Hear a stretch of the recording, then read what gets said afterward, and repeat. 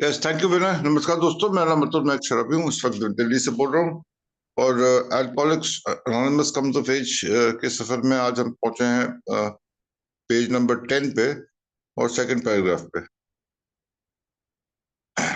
Meeting a few months after doctor bobs death, the first general service conference of alcoholics anonymous voted in 1951 to present each of Dr. Bob's as young Bob and Sue with a scroll which struck a final note. It read as follows.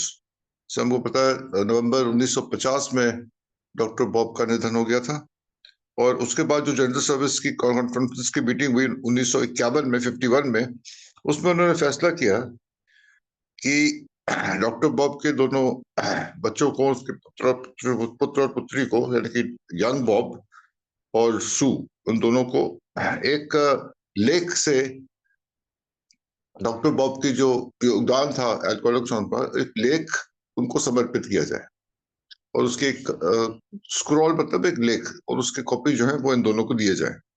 और उसमें कुछ ऐसा लिखा था, doctor Bob in memoriam, doctor Bob की याद में। Alcoholics Anonymous herein records its timeless gratitude, मतलब ऐसा आभार जिसकी कोई समय सीमा नहीं है, एवरलास्टिंग, हमेशा के लिए, for the life and works of Dr. Robert Holbrook Smith, Robert Holbrook Smith, जो डॉक्टर बॉब का पूरा नाम था, a co-founder, सह-स्थापक अल्कोहलिक्स एनोनिमस के। Known in affection as Dr. Bob, he recovered from alcoholism on June 10th, 1935. ये sobriety date है जो A का फाउंडर्स डे भी माना जाता है। In that year, he helped form the first Alcoholics Anonymous group. This beacon, he and his good wife Anne, was so well tended that its light and length traversed the world. ये बता रहा है कि 1935 के 10 जून को doctor Bob की जो society date थी, जिसको फाउंडर्स डे माना गया है, और उन्होंने पहला जो एक का ग्रुप था उसको स्थापित करने में मदद करी। एंड इनको बीकन बोला गया डॉक्टर बॉब को। बीकन होता है एक पर्वत की ऊंचाई पे या किसी ऊंची इमारत की ऊंचाई से अगर कोई मशाल या कोई टॉर्च या कोई लाइट जलाई जाए तो वो या तो किसी खतरे का ऐलान करती है, किसी चीज का जश्न, यानी कि टू सेलिब्रेट समथिंग, किसी चीज का जश्न का ऐलान करती है। और ये जो बीकन थे वो थे डॉक्टर बॉब, और इन्होंने जो रोशनी फैलाई अपनी वाइफ एन के साथ मिलकर, और इस रोशनी को जो संभाला, उस रोशनी को टेंडेड, टेंडेड मतलब किसी चीज को संभाल के रखना, किसी चीज का निर्देश करना, किसी चीज को एक दिशा देना। तो इन्होंने जो इस रोशनी को दिशा दी, वो कह रहे हैं कि इसकी लाइट, उसकी रोशनी और उसके at length traverse the world, पूरी दुनिया में फैली है। ट्रेवर्स मतलब गुजरी है, निकली है, उन्होंने जगह जगह पे पहुंची है, दुनिया के हर कोने में। By the day his departure from us, November 16, 1950, ये उनकी मृत्यु का दिन है, निधन का दिन है, he had spiritually and medically helped countless fellow sufferers. गिनती नहीं है, countless, countless करते हुए क्या गिनती करें, 4,000, 6,000, 8,000, 10,000, countless। और देखो स्पिरिचुअली एंड मेडिकली, यानी कि आध्यात्मिक रूप से, जो आध्यात्मिक शून्यता एक शराबी में होती है, तो उसका जो पुनर्निवास करना होता है आध्यात्मिक तौर पे एक शराबी का, उसमें, एंड मेडिकली, भाई डॉक्टर थे वो, हॉस्पिटल में एडमिट कराते थे, हमने पढ़ा बूट लेगिंग होती थी पहले, लेकिन उसके बाद बड़ी खूबसूरती के साथ जब हॉस्पिटल बने तो अल्कोहलिक वार्ड्स बने उन्हीं हॉस्पिटल। तो एज अ डॉक्टर, चिकित्सक के रूप में उन्होंने सेवा करी। उनके शारीरिक रूप से जो पतन होता है शराबी का, उसमें उनके इलाज की भी मदद करी उन्होंने as a doctor.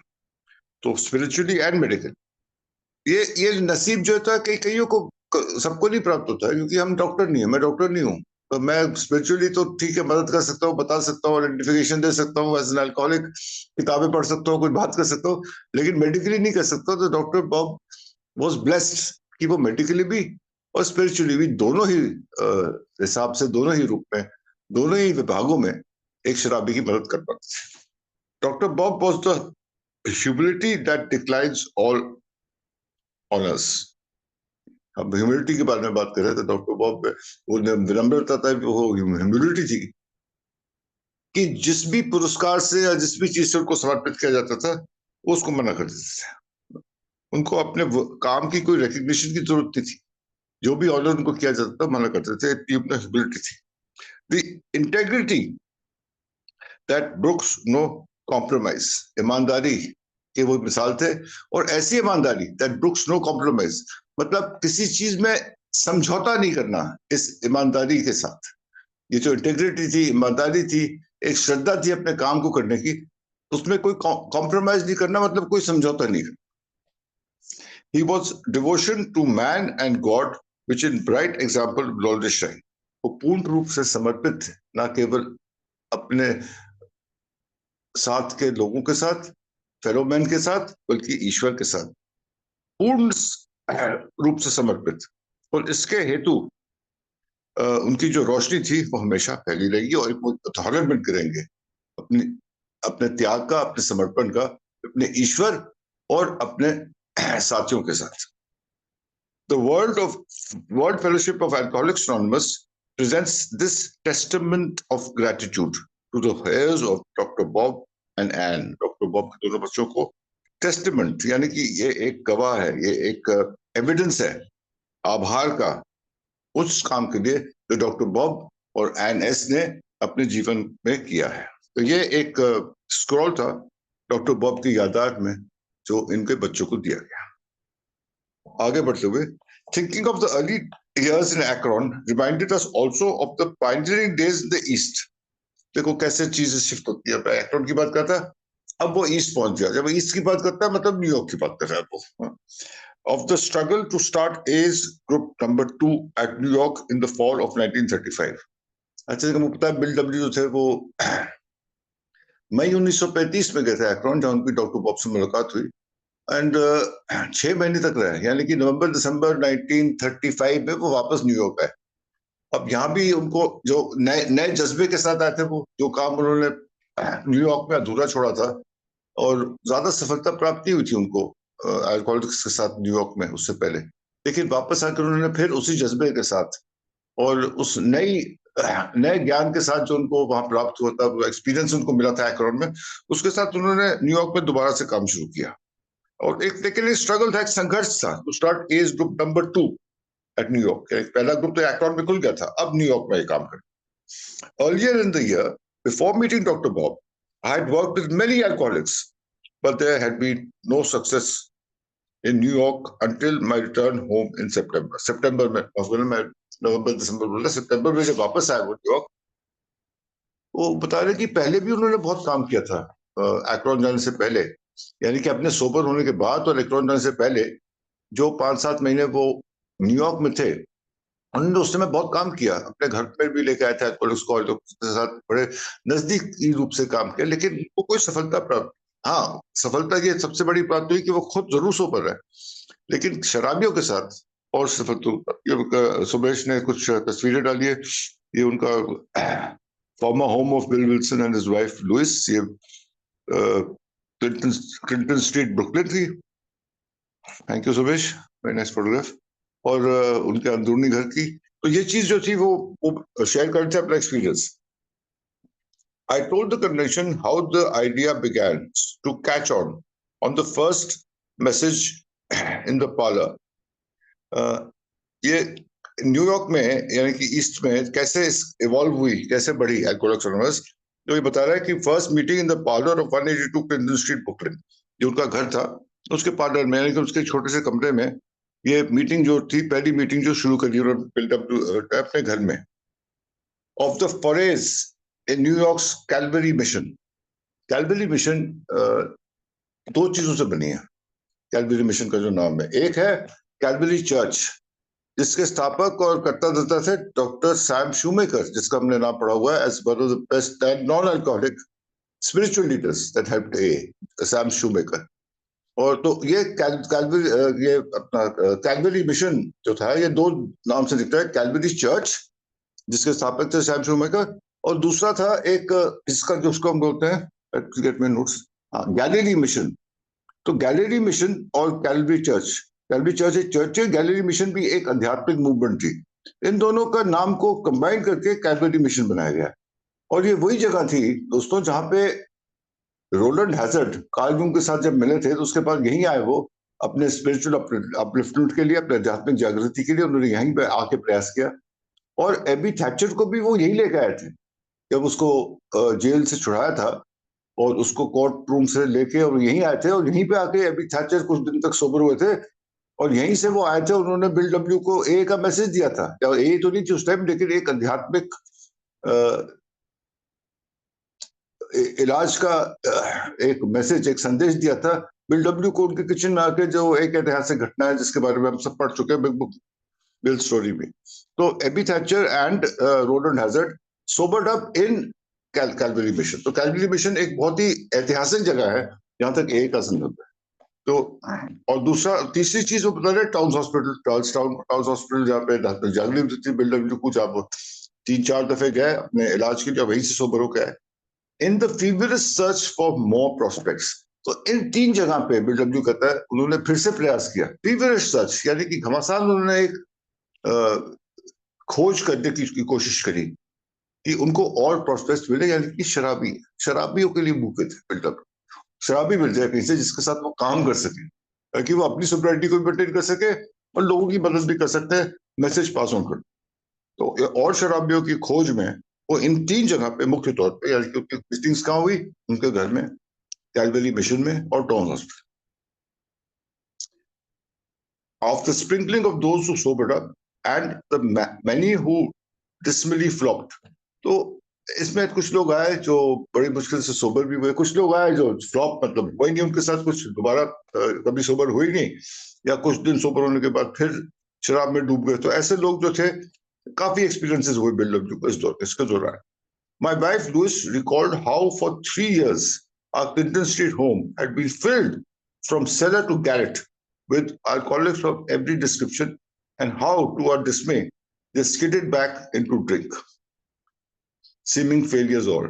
Some of them did sober up later on, perhaps in spite of us. अब ये बता रहा है उनकी तजुर्बा क्या रहा उनका, जो अपने घर में लाते थे और उनका घर जो भरा रहता था शराबियों से, from cellar to garret. Cellar होगा घर का सबसे निचला कमरा, नीचे, आज हम उसको बेसमेंट बोलेंगे या नीचे वाला कमरा बोल सकते हैं, कुछ भी बोले। और गैरेट हो गया सबसे ऊपर का कमरा है घर का, जिसको हम एटिक भी बोलते हैं, और वो छोटा सा कमरा होता है, और घर की सबसे बड़ी ऊंचाई पे जो कमरा होता है उसको गैरेट। तो कहने का मतलब ये कह रहा है कि नीचे से लेकर ऊपर तक घर पूरी रूप से भरा हुआ था शराबियों के साथ, अल्कोहलिक्स ऑफ एवरी डिस्क्रिप्शन, यानी कि हर किस्म के, हर प्रकार का शराबी जो था वो इसमें आया हो गया। और आशा भी रही, निराशा भी रही। जिसमें दिस स्किडेड बैक टू ड्रिंक, कुछ दिन रहे उसके बाद स्किडेड बैक टू ड्रिंक, मतलब दोबारा रिलैप्स को दोबारा पी गए, और लगता है कि सारे फेलियर थे। लेकिन वो ये कह रहे हैं कि कुछ लोग इसमें से बाद में सोबर भी हुए हैं, क्योंकि मैसेज तो था उनके पास अल्कोहलिक्स एनोनिमस का, रात में कॉकरोच तो डर चुका था, तो वो कुछ देर बाद सोबर भी हुए। लेकिन यहाँ पे बिल डब्ल्यू मुख्य रूप से अपना तजुर्बा बता रहे हैं कि न्यूयॉर्क में शुरुआती दिनों में किस प्रकार के संघर्ष को ए का मैसेज फैलाने में, शराबियों के साथ काम करने में, और क्या क्या चुनौतियां उनके सामने। अब देखो दोबारा एक्रोन जा रही है। Out in Akron, in the houses of doctor Bob and Wally, the home sobering treatment fared better. इसकी तुलना में अगर हम एक्रोन की बात करें तो डॉक्टर बॉब, और यहाँ पे एक और नई शख्सियत आ रही है, वॉली जी जो था वो उस मई 1937 के आसपास सोबर हुआ एक्रोन में। वो एक इंजीनियर था, उसकी कहानी है फायर्ड अगेन, फर्स्ट एडिशन में बिग बुक के। और वॉली जो था, he was a man of extremes, यानी कि ये जब नाचता था तो नाचते ही चला जाता था रात भर, नाचना सीखना, डांस सीखा उस पर। जब काम करता था तो बिना किसी ब्रेक के 24 घंटे काम करता था, एक्सट्रीम टूर्नामेंट। और जब शराब पीता था तो फिर शराब ही पीता था, कुछ नहीं करता था। He was totally drunk and blackout ना हो जाए तब तक एक्सट्रीम्स का मैन। 16 साल की उम्र में उसने शराब पीनी शुरू कर दी। और इनकी वाइफ थी एनाबेले। तो उस अपनी वाइफ के साथ जब वो सोबर हुआ और अपने घर में आया, बहुत अच्छा कार्य करता था, बहुत अच्छा काम करता था। फायर्ड अगेन इसका ये लिखा है कि इसको नौकरी मिलती थी, लेकिन इसको नौकरी से निकाल दिया था। इसकी शराबी पत्नी से। लेकिन ये काम इतना अच्छा करता था, इसका क्वालिटी ऑफ वर्क इतना बेहतर था कि जब भी थोड़ा सा ठीक होता था तो उसको वापस काम पे रख देता था वही एम्प्लॉयर, क्योंकि काम तो अच्छा था उसका। और नहीं तो उसको दूसरी नौकरी मिल जाती थी, लेकिन उससे भी बाहर निकल जाता था। तो इसका टर्नओवर नौकरियों का बहुत रहा, लेकिन इसीलिए कहानी का शीर्षक है फायर्ड अगेन, मतलब बार बार एम्प्लॉय होता था, बार बार फायर। लेकिन इसने अपनी वाइफ एनाबेला के साथ जो घर में शराबियों के साथ काम करना शुरू किया, डॉक्टर बॉब तो कर ही रहे थे इकोनॉमी, बिल डब्ल्यू ने अपना एक्सपीरियंस शेयर करा अपने ब्रुकलिन स्ट्रीट के हाउस न्यूयॉर्क में। अब वॉली जी की बात करें तो वॉली जी जो था ये अपनी वाइफ एनाबेल के साथ काम करना शुरू किया, और वो कह रहा है कि यहाँ पे कि homeless treatment, sorry, home sobering treatment fared better. इनकी जो एक्सपीरियंस रहा, इनका जो तजुर्बा रहा, और इनकी जो परिणाम निकले हैं, जो परिणाम रिजल्ट आए हैं होम ट्रीटमेंट के, वो बहुत बेहतर थे। In fact Wally and his wife, की वाइफ जैसे मैंने बोला नाम है एनाबेल है, Wally and his wife probably made an all time high record of home treatment and rehabilitation of A newcomers। इनका रिकॉर्ड स्थापित हो गया है, क्योंकि इनके पास जो भी आते थे घर पे ठहराते थे शराबियों को, होम ट्रीटमेंट मेथड बोलते हैं इसको, तो उनका सुधार और उपचार, उनका उसका जो रेट था वो बहुत बेहतर था।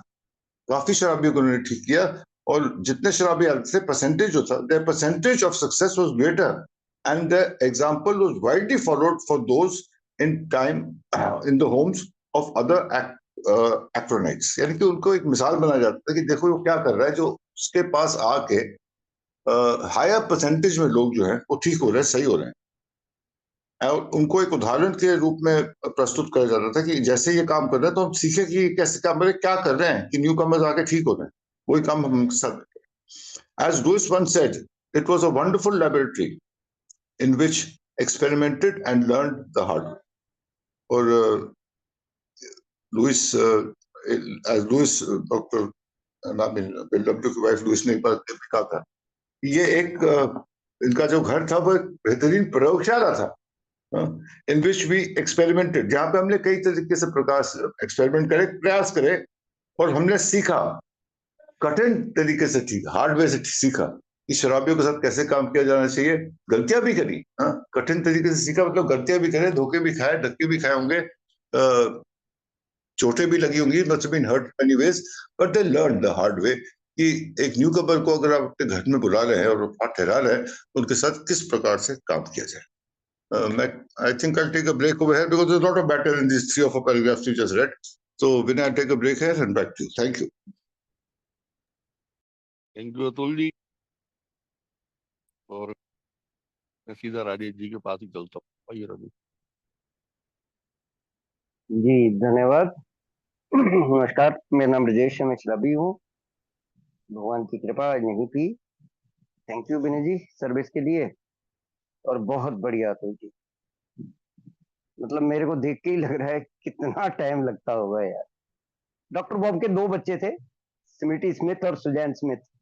हालांकि बेटी जो है वो डॉक्टर थी, और लगभग सेम उम्र थी, मतलब 4-5 महीने का फर्क था दोनों के बीच में। और एन के बारे में, एन को उपाधि मिली थी मदर ऑफ ए, और मतलब ये बहुत बड़ी उपाधि है, मदर ऑफ ए बोलना कोई छोटी मोटी बात नहीं है। लेकिन जितने भी मेंबर स्टार्टिंग के हैं हमारे अकाउंट के मेंबर, खासकर चाहे वो एडी को देख लो, अर्नी को देख लो, और भी मतलब पता नहीं कि कितने हैं, पॉल ऐसा है, डिक ऐसा है, और भी कई लोग हैं, जैसे ये बेली जी का एग्जाम्पल लिया, तो उन्होंने अर्नी को मदर ही बोला कि उसके अंदर से माँ की भूमिका नजर आती थी। और कई ऐसे एग्जाम्पल हैं अर्नी एन के, कि जैसे वो ब्लाइंड हो गए थे लास्ट में, मतलब अपनी मृत्यु से लगभग 1-1.5 साल पहले ब्लाइंड हो गए थे। तो कोई भी जैसे उनके पास आता था, कोई मेंबर आते थे उनके पास, मतलब आते थे उनके हालचाल जानने, तो वो एक हालचाल पूछती थी। जैसे कोई किसी के पास आया है ना कि भाई साहब आंखें कैसी हैं, तो वो उल्टा उनसे पूछती थी कि वो ग्रुप में कौन आ रहा, वो आ रहा नहीं आ रहा, वो ऐसा है। मतलब इतनी चिंता यार अल्कोहलिक एनोनिमस की उन लोगों ने करी है, और तभी ऐसी संस्था बन पाई। अब इन दोनों बच्चों को इन्होंने जो है वो इनकी मृत्यु के पश्चात दोनों की, और उनको जो है वो सम्मानित करा, और जो उनका वर्क है वाकई ही उनका काम जो है भुलाया नहीं जा सकता। और अब ये तो मैं कल या परसों लूंगा जी चारों हॉस्पिटलों के बारे में, क्योंकि ये डॉक्टर बॉब का कल मैंने बोला था कि अब 2 सेंटर बनने जा रहे हैं पहले थोड़ी सी 2-3 मिनट की ये बात कर लेता हूँ।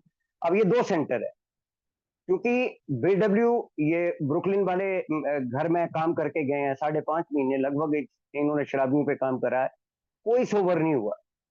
और एक्रोन जाने के बाद जब फर्स्ट मीटिंग इनकी होती है मई में, हालांकि वो 11 मई 1935 है, और 10 जून 1935 को सोबर होते हैं डॉक्टर बॉब। अब बिल और हनीटा शिवलिंग पैलेस में, हनीटा शिवलिंग के द्वारा जो शिवलिंग पैलेस में पहली मीटिंग जो बिल और बॉब के बीच में होती है ना, बेसिकली नींव वहां से पड़ी हुई थी, पत्थर वहां पर रखा गया था। लेकिन एक अल्कोहलिक तो दूसरे अल्कोहलिक, मतलब दूसरा शराबी चाहिए भाई साहब सोबर होने के लिए। अगर कहीं भी अल्कोहलिक एनोनिमस की स्थापना करनी हो या नए शहर में ले जाना हो तो 2 शराबी चाहिए। अब एक सेंटर तो न्यूयॉर्क बन रहा है और दूसरा एक्रोन में। एक्रोन में पहले बन गया, अगस्त में आगे थे बीडब्ल्यू, लास्ट में अगस्त 1935 को बीडब्ल्यू जब वापस आते हैं न्यूयॉर्क, एक्रोन से न्यूयॉर्क आते हैं, तो बड़ी वंडरफुल क्या चीज है जी कि जो जिन लोगों पे काम करके गए हैं वो एक जगह मिल रहे हैं आपस में, और उनमें से कुछ लोग सोबर भी है। मतलब ये कहीं लगता ही नहीं है कि भगवान ने यार किस प्रकार से रचना सी रच रहा है। जैसे पहला ग्रुप हम लोगों का एक्रोन में क्लेरिस विलियम और टी हेनरी विलियम और क्लेरिस विलियम के घर में, जिन्होंने ऑक्सफोर्ड ग्रुप पर थे। और एक कैलिबरी चर्च का भी बेस्ट एग्जांपल क्या था, हालांकि बाद में इन लोगों ने हमें घास नहीं डाला। कैलिबरी चर्च के साथ दुर्घटना क्या हुई थी कि एक ने वो जूता खोल के ऊपर से खिड़की से फेंक दिया था। वो शराबियों को लगे थे शराबियों पे काम करने। बाद में कोई खास इन लोगों ने काम नहीं करा। सैम शूमेकर को छोड़ दिया जाए, क्योंकि सैम शूमेकर जो है वो बीडब्ल्यू के स्पॉन्सर थे, शिपचुल स्पॉन्सर थे। कैलिबरी चर्च, लेकिन स्टार्टिंग में ये 3 चीजें बिल ने पकड़ी हैं। ये टाउन हॉस्पिटल जो चार्ली बी टाउन जिसके मालिक थे, नंबर 1, दूसरा बिल का घर, और number 3 Calibri mission Oxford group के साथ। क्योंकि ये दरअसल यहाँ पर थोड़ा सा हम लोगों को कंफ्यूजन क्या होता है, क्योंकि कैलिबरी चर्च और ये तीनों चारों ही संस्थाएं एक जैसा काम कर रही है। और एक्चुअली फ्रैंक बुचमैन के बाद सैम शूमेकर में ने भी कुछ टाइम के लिए ऑक्सफोर्ड ग्रुप और मतलब दोनों संस्थाओं में बराबर काम कर रहे हैं। तो कई बार इस तरीके से हम लोगों को वो होता है। जैसे रोलैंड हैजर्ड ऑक्सफोर्ड ग्रुप के वो टेनेट पकड़े उसने।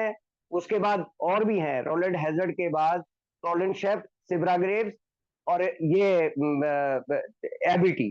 ये मतलब 4 लोग हैं ए बनने से पहले जो हम लोगों को एक लाइन मिली जहां से हम लोगों को सोल्यूशन मिला। अब ये पड़ोसी थे बिल्कुल डॉक्टर बॉब के, ये बेलीजी और एनेबल। हालांकि इनका रिलैप्स हुआ था एक बहुत और बड़ा, मतलब बिल्कुल पड़ोसी थे। तो डॉक्टर बॉब का घर छोटा लगा पड़ने, तो उन्होंने इनका घर यूज करना शुरू कर दिया। और बहुत ही मतलब एनर्जेटिक लोग, पता नहीं कैसे एनर्जेटिक थे यार। और पति पत्नी, ये मेरे को समझ नहीं लगी कि स्टार्टिंग में ऐसा क्या था कि जैसे मतलब पूरे का पूरा परिवार झोंक जाता था, पूरे का पूरे मतलब फैमिली, पूरे घर दे देने, अपने पूरे मतलब संसाधन यूज करने देने अल्कोहलिक एनोनिमस को। तो 2 सेंटर ये जो है वो हम लोग पेट गल्पू है। कल जो है वो बात करी थी डॉक्टर बॉब के लास्ट मोमेंट की, कि लास्ट मोमेंट के बारे में जानना जरूरी है।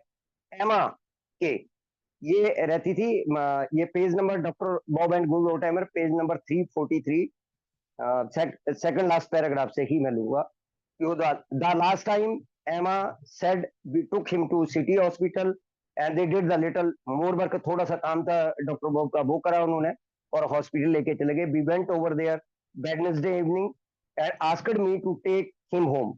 अच्छा, वो बार बार एमा को कह रहे थे मेरे को घर ले चलो। मतलब वो ऑपरेशन दरअसल करवाना नहीं चाहते थे, लेकिन कई लोगों को होप थी कि मतलब डॉक्टर बॉब का ऐसा हो रहा था कि चाहे वो डॉक्टर हो चाहे बाकी लोग हो, दरअसल एक गलती होगी है यहाँ डॉक्टर से। डॉक्टर को अगर डायग्नोज 1948 में हो जाता प्रॉपरली, मिस्टेक क्या, डायग्नोज मिस्टेक थी डॉक्टर बॉब की, वो कैंसर को आइडेंटिफाई नहीं कर पाए थे। लेकिन डॉक्टर बॉब के मैंने एक जगह नहीं सुना यार, कैसे लोग थे कि डॉक्टर बॉब के मुंह से मैंने ये नहीं सुना कि डॉक्टरों से यार इस प्रकार की डायग्नोज करने में मिस्टेक होगी कि कैंसर है। नहीं तो स्टार्टिंग में अगर वो कैंसर पकड़ लिया जाता तो इलाज था, वो संभव बताया इलाज था। लेकिन वो बाद में जब तक वो पकड़ा, जब तक वो देर हो चुकी थी या बाकी चीजें, डॉक्टर बॉब ने उल्टा कई लोगों को टोका। जब भी वो बोलते थे, वो कहते थे यार ये प्रोफेशनल में इस तरीके की चीजें हो जाती हैं भाई साहब, डायग्नोज नहीं हो पाया, क्या कारण रहा, उन लोगों को मतलब कभी भी उन लोगों पे उंगली नहीं उठाई, बताओ। तो इस प्रकार की चीज थी। अब इनको hospital, he wanted me to stay with him but I couldn't. वो चाह रहा था एमा के ना, ये मदर जैसा रोल है एमा के का। डॉक्टर बॉब हालांकि उम्र कोई ज्यादा लंबी चौड़ी नहीं है, क्योंकि सिगरेट बहुत पीते थे, तो लेकिन एमा के से छुपा के पीते थे। डॉक्टर बॉब जो है वो कभी उनको देख लेते थे तो वो बुझा देते थे या फेंक देते थे, इस प्रकार की चीजें थी, क्योंकि वो नाराज होती थी तो उसको कह रहे थे कि उसके पास रुके। अब देखो कैसे दिल मिल जाते हैं आदमी के। एमा के को आभास हो गया कि डॉक्टर बॉब चले जाएंगे। About 11 o'clock next day, I was getting ready to go to the hospital, and then I thought I was wait until level get home. मतलब ये लेवल इसके हस्बैंड का नाम था। ये दोनों अल्कोहलिक है, एमा के और ये दोनों। हालांकि ये नर्स भी थी, और बाद में मतलब ऐसा कोई एविडेंस नहीं कि अल्कोहलिक एनोनिमस की मतलब ये तो पक्का है कि ये अल्कोहलिक एनोनिमस की मेंबर रही है, लेकिन लेवल जो थे वो तो पक्के शराबी थे। अब ये सोच रही थी कि वो आएंगे और मेरा पति आएगा तो मेरे को लेके जाएगा hospital. Then the hospital called and said I had better come to once. और फिर हॉस्पिटल ने एकदम, अब और कोई है नहीं, इनके बच्चे इनके पास नहीं, अब कि मतलब कोई इनके घर का हो तो जल्दी आ जाए। I had wait for taxi and so didn't get there in a time, either he was gone. वो मतलब स्वीटी तो खैर आ गया था, लेकिन वो सुजैन नहीं पहुंच पाई थी जो इनकी बेटियां थी। ये अब मेन चीज नीचे जो मैं देखता हूँ कि he was looked in his nail, they are blue from the canvas, when the blood stop, वो जैसे नीले पड़ गए थे नाखून वगैरह वो डॉक्टर बॉके। And you he was call the family, उसने डॉक्टरों को बोला कि मेरे परिवार को बुला दो। That is it, he knew it is the night before when he wanted us to take him home. वो मतलब वो चाहता था कि कम से कम भी एक रात पहले वहां ले जाएं। तो इस प्रकार से I felt so bad, I think I didn't get there, but the doctor told me don't wish him back, whether you do he would have strangled before long, it was in his throat. जो गले में मतलब cancer पहुंच गया है, वापस ले जाना खतरा बहुत ज्यादा रहेगा, यानी कि पेनफुल होता होगा थोड़ा बाकी चीजें, तो डॉक्टर ने मना कर दिया था। So in November 16 1950 doctor Bob passed in a pain from the life in new horizon. अब ये न्यू हॉरिजन का एक मतलब बड़ी प्यारी ये शब्द बिल डब्ल्यू के डॉक्टर बॉब के है शब्द। एक्चुअली क्या हुआ था कि हेनरिटा शिवरलिंग और एनईसी एक हमारी मेंबर थी और डॉक्टर बॉब की शिष्या भी रही है, मतलब लैटर्न कर रही है। तो इन्होंने पूछा था कि आपको डर नहीं लगता क्या, आपको मौत से डर नहीं लगता, आप मौत से घबराते नहीं हो क्या? तो इन्होंने बोला था कि आपने क्या कभी किसी प्लेन को उड़ते हुए देखा है? तो उन्होंने बोला कई बार देखा। तो उन्होंने बोला प्लेन जब उड़ता है तो टेक ऑफ करता है तो दिखता है, लेकिन नए हॉरिजन पे पहुंच जाता है भाई, वो नया बसेरा। तो ऐसा नहीं है कि प्लेन होता नहीं है, प्लेन का अस्तित्व में होता है। वैसे ही मैं नए बसेरे की तरफ जा रहा हूँ, और ये कुछ दिन पहले के सेंटेंस है, न्यू हॉरिजन, नया बसेरा। मतलब मौत का कह रहा डर कैसा, यहां से उड़ूंगा, टेक ऑफ करूंगा और नए बसेरे पे पहुंच जाऊंगा। तो इस प्रकार की शख्सियतें, किसी प्रकार का मतलब वो डर या किसी प्रकार का भय। और बड़ी वंडरफुल चीज क्या है कि इनका लास्ट अंतिम संस्कार जो है वाल्टर टंक ने करवाया था। वाल्टर टंक कौन थे जी? ये वो पादरी थे जिनको बिल डब्ल्यू ने पहली बार मेफ्लावर होटल से फोन मिलाया था। मेफ्लावर होटल मतलब देखो, पहली मुलाकात करवाने वाला भी ये व्यक्ति था। वाल्टर टंक का ही रोल था डॉक्टर बॉब और बिल को मिलाने में। मतलब जब मेफ्लावर होटल से वो घबराया हुआ था, वो पीने वाला था, उसको एक अन्य शराबी की जरूरत थी, तो जैसे ही उसने डायरेक्टरी खोली, तो डायरेक्टरी खोलते ही एक पादरी का नाम वाल्टर टंक का निकला, जिससे उन्होंने 10 ऑक्सफोर्ड ग्रुपर के नंबर लिए थे। मतलब मिलाने में भी भूमिका, और अंतिम समय में भी उससे ऊपर भी मिलाने में, नहीं न्यू हॉरिजन को मिलाने में भी इस व्यक्ति की भूमिका रही है, वाल्टर टंक की, पादरी जो वाल्टर टंक थे। तो बहुत से ऐसी चीजें लगती हैं कि डिवाइन पावर काम कर रही है यहाँ पर।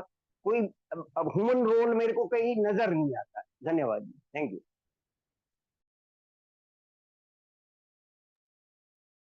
Thank you Rajesh ji, thank you very much. Both of them, Atul ji and Rajesh ji.